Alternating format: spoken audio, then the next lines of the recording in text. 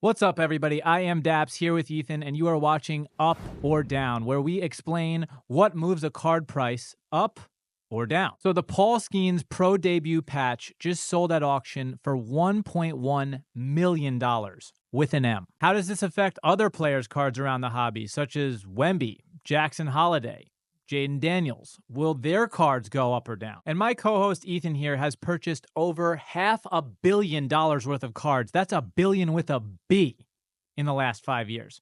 So I think you might want to listen to what he has to say. So, purchaser of $500 million worth of sports cards in the last 5 years, this Paul Skenes Pro Debut patch just sold for $1.1 million. What do you think about this sale?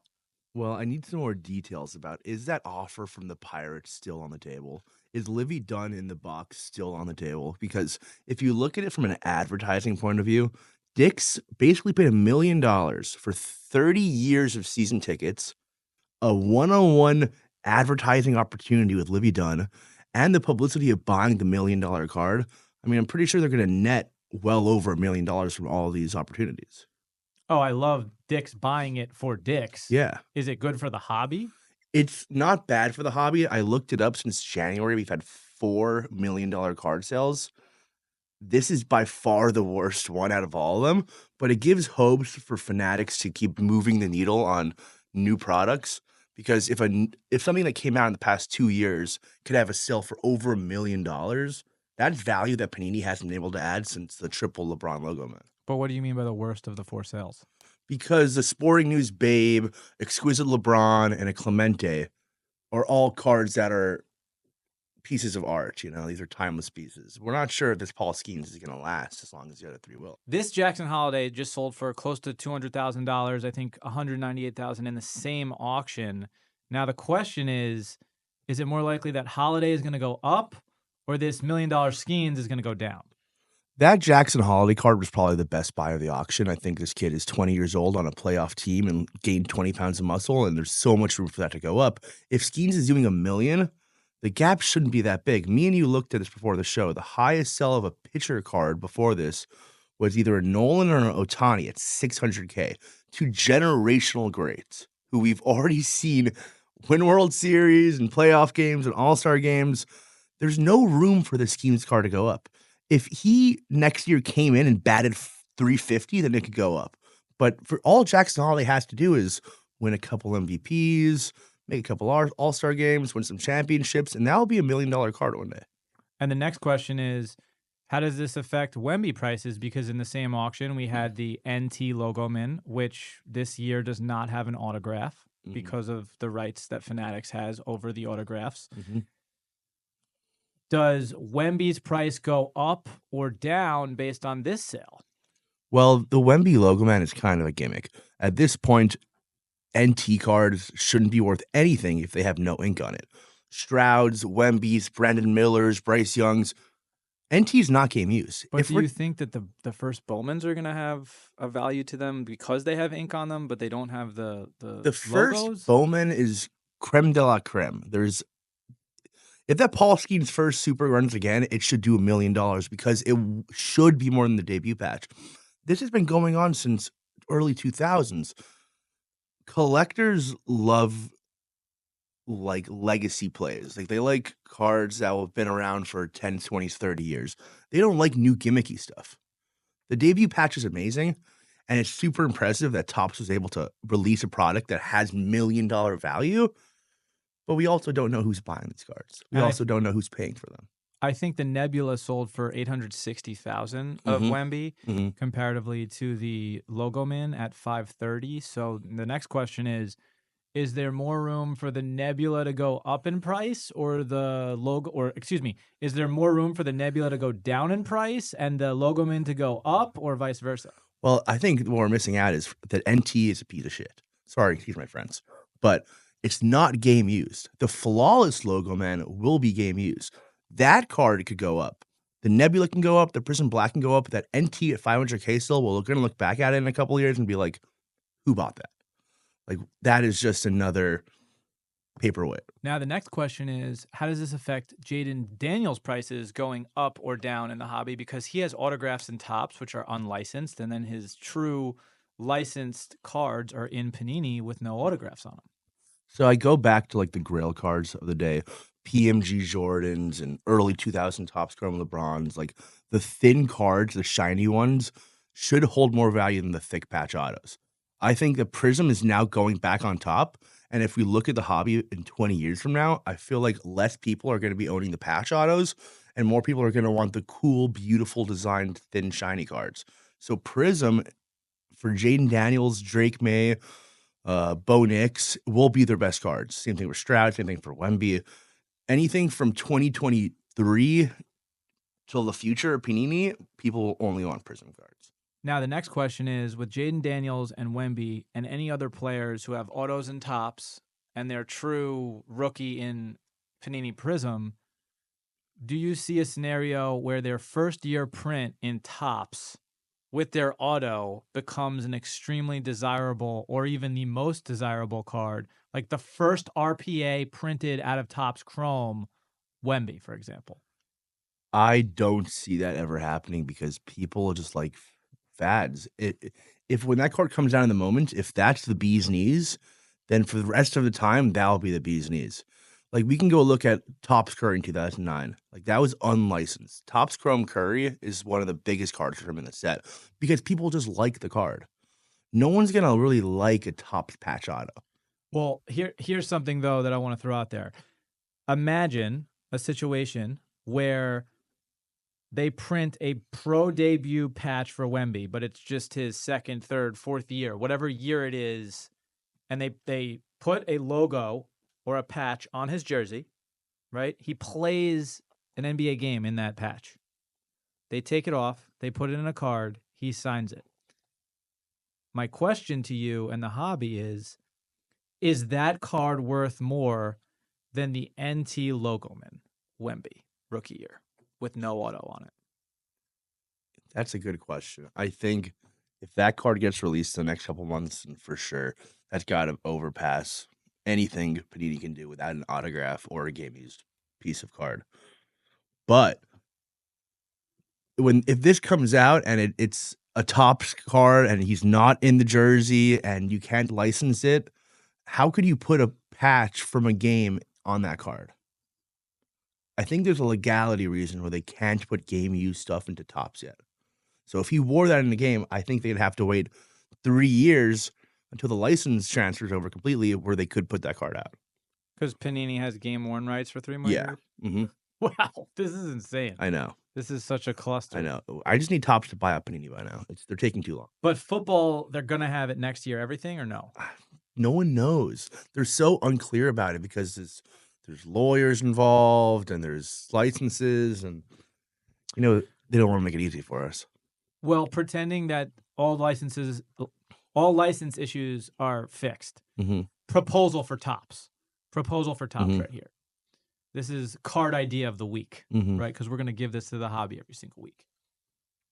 We need a patch that I think we've floated this for Super Bowl, but why would you not want a pro debut patch, but instead of entering your first game, it's entering your first playoff game, right? Number one. So that would mean Wemby's first playoff game he enters, he's wearing a patch, right? Yeah. Comes off the jersey, goes into a product the next year. That's a really cool card to have. Now, it's also really cool, this idea, because those games matter more than the regular season. So when you're talking about a game-worn piece of memorabilia, what game was that from? And if it was from a regular season game, who cares? Right? Like, not that nobody cares, but like, if they played the Pacers on, March 7th. Nobody watched that game, maybe, right? Whereas if it was a playoff game, such as Luka versus Kawhi, everybody remembers that three that Luka hit over Kawhi to win that game. Even though they lost the series, if you had a piece of that jersey or a patch from that game, that's insane, right? So I think it would be really cool, too, to potentially make a patch for every series, right? Like conference finals, right? Championship round. There's a different patch for each one, because now you could create a lot of cool pieces of memorabilia, and also if they win the series in a dramatic fashion, now you can give the fans a piece of that Of confetti. memory. Yeah, correct. Of confetti. Yeah, timestamps. That's what this whole industry, which what Topps is going to get involved is they're basically giving you timestamps of what, when, where, who wore this, what moment, what that. It's like when Panini dropped Timeless Moments, they're kind of showing you like the biggest times of their career and trying to get you to be a part. Let's throw some ink on that and make them think that they were at Curry's 85-point game. This is even better. Now you actually get a piece of the uniform. The problem I can see with this is if you want to do the first playoff game, what happens if Wemby's 32 years old and just got to his first playoff game? I don't think that anyone's going to want that card. I think we should just always have a patch on that jersey, just so for the moment where it's like, there's your 60-point game, rip it off the jersey, throw it into the card. I love that idea. Mm-hmm. Like moment patches where you just you wear them all the time, but if you do something spectacular on the court, that patch is meant to come off of your jersey, right? The player can still keep the jersey, the athlete, if they want to put it in their locker or their, their trophy room for the next 30, 40 years, but that one piece comes off that they don't really care so much about, and now the fans can have a connection to your favorite athlete or team. You know what's even cooler than Paul Skenes' debut patch? What if he wore that patch the whole season or for a whole month? Right, for sure. And there's so many different variations of this. It's just we don't want to get into that land of like where people are saying there's so many one of ones now. Now they're all not desirable because there's 500 one of ones.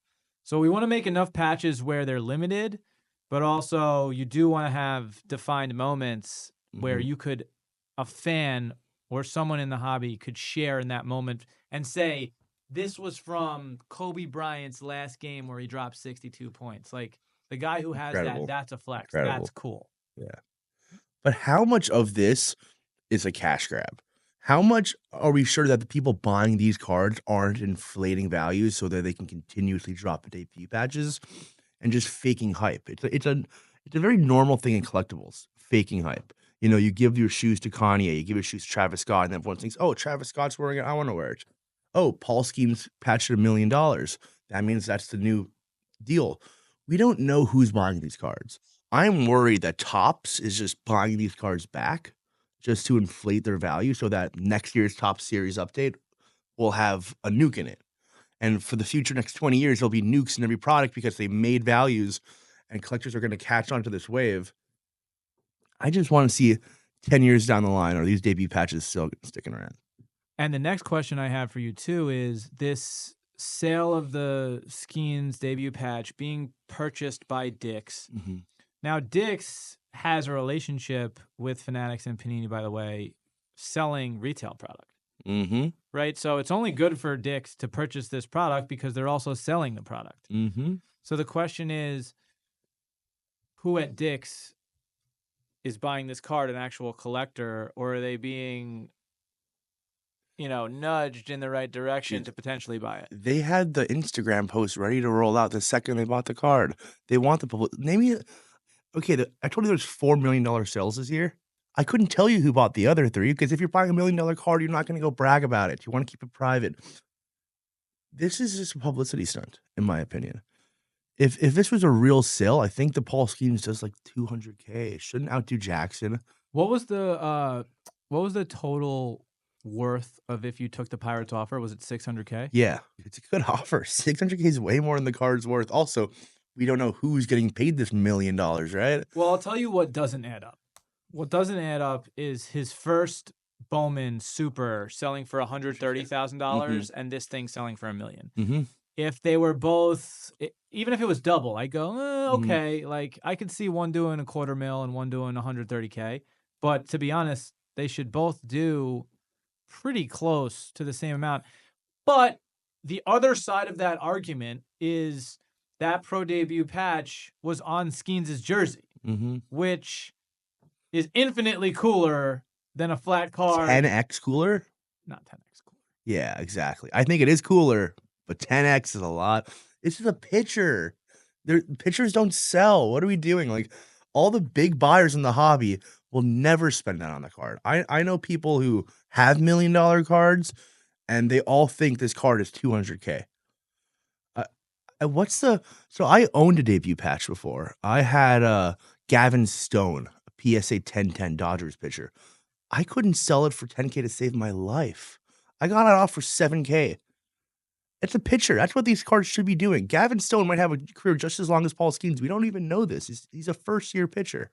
Well, here's the other thing. No pitcher has ever done any type of sale like this, unless you want to say Babe Ruth counts as a pitcher, which I don't think he does. Nope. And there's like one really iconic Babe Ruth card pitching where I think it sold for like $2 million or something like that. Now, Randy Johnson, Verlander, Clayton Kershaw. I mean, there's a number of Roger Clemens. There's a number of pitchers who have won multiple Cy Youngs. And their highest sale, you can't even name them because they're so insignificant comparatively to this sale. $1 million for a pitcher card. By the way, this is something we have to bring up too. Shohei Ohtani does not have a card on record that has sold for more than this Paul Skenes card, number one. Number two, the guy who bought the super first Bowman Ohtani, I believe he paid $68,000, $70,000 in like 2018, 2019. I could be off on that math. It's not an insane number. So that card, at minimum, double Paul Skenes, triple Paul Skenes, quadruple Paul Skenes. Yes. There's no justification for any Paul Skenes card, one of one, true rookie, selling for the equivalent Ohtani card, right? And Ohtani should break every record you could think. But this is where I want to come back to. What Paul Skenes has to accomplish in his career to surpass Randy Johnson or Verlander or Scherzer or Kershaw to justify the price of that card. And also, like, it's got to go up in price for that to be a worthwhile purchase.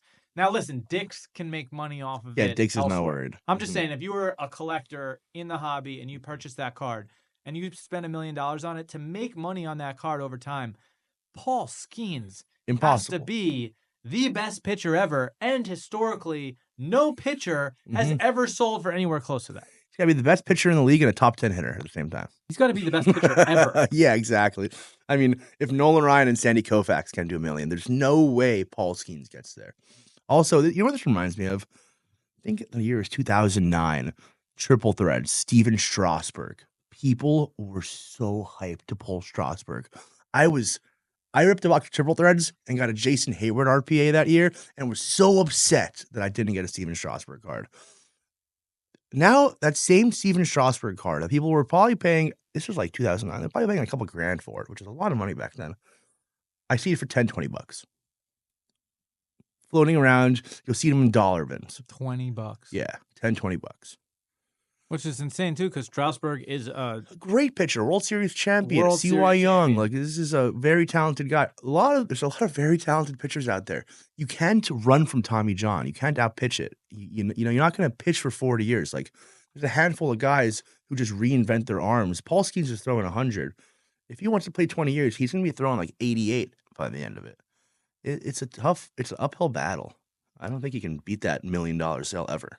No, I don't think he can do it. I mean, the only place I believe he could do it is if somehow the Pirates, or he gets traded in the future, he's on a better team, and he's about to go into the World Series as the ace, who is clearly better than every other pitcher. That week before the World Series, I could see it breaking that record.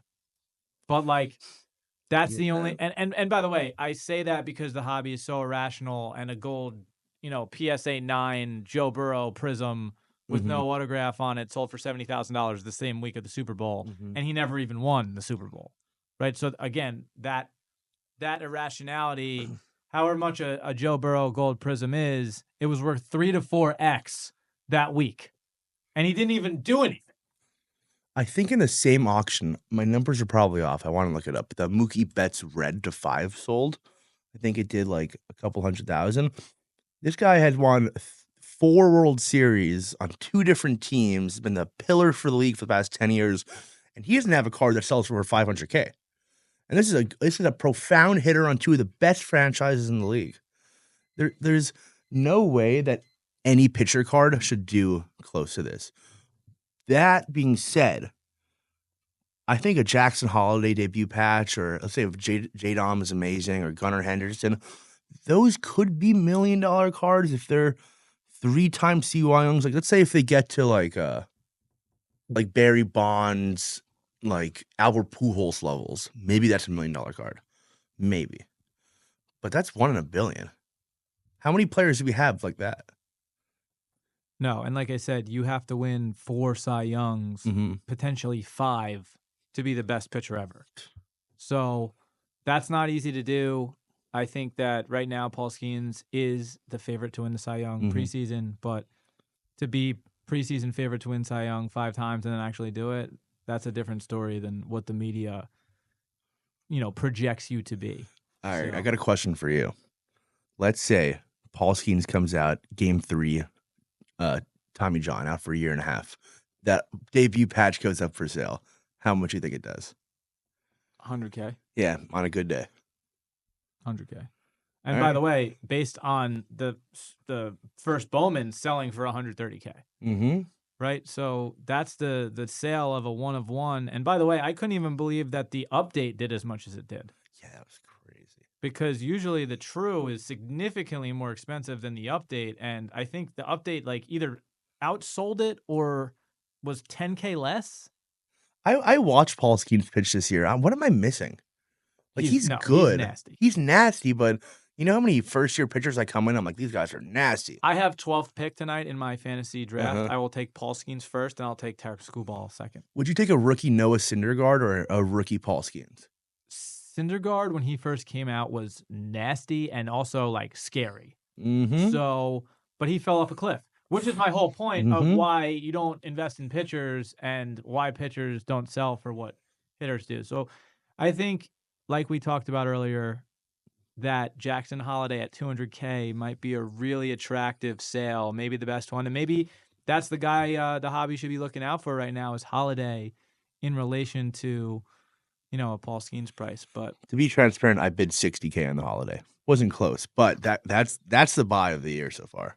All right, everybody. Thanks for watching. That's a wrap for this week's episode of Up and Down. I am Dappz, co-host Ethan. We obviously touched on the Paul Skenes debut patch. We want to know in the comments, is this card going up from 1.1 million or down from 1.1 million? Tell us your thoughts. We also want to know first Bowman Paul Skenes, which sold for about 130K, versus the pro debut patch, which sold for almost 10x of that. Is that a true comparison of those two cards? Because to us, that doesn't really make sense. Let us know if you think the first Bowman true should be worth more, or if you think the pro debut patch is justified and should be worth more. We will see you next week on Up or Down.